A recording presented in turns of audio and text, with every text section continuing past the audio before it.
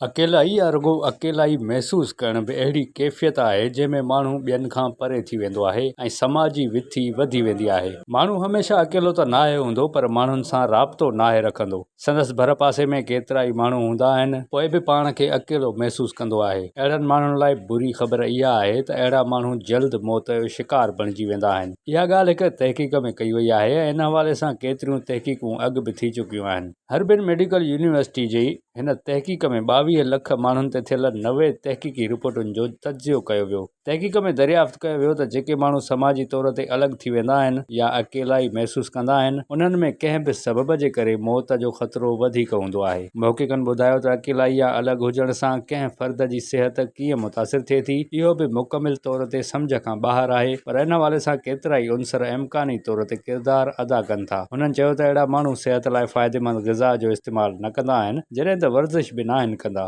समाजी विथी खे जिस्मानी मर्ज़नि ऐं कमज़ोर मुदाफ़ियती निज़ाम सां ॻंढियो वेंदो आहे, जंहिंसां मुख़्तलिफ़ मर्ज़ थी सघनि था। समाजी विथीअ मां मुराद इहा आहे त कंहिं फ़र्द जो ॿियनि सां वास्तो या राब्तो घटि हुजे, जॾहिं त समाजी लाॻापनि बावजूदि पाण खे अकेलो सम्झंदड़ बि असुल में अकेलो ई हूंदो आहे। महक़क़ीक़नि मञियो त तहक़ीक़ कुझु हद ताईं महदूद हुई, पर इन हवाले सां वधीक तहक़ीक़ कंदासीं। विज़िट कयो अवामी आवाज़ मीडिया ग्रुप जी वेबसाइट awamiawaz.pk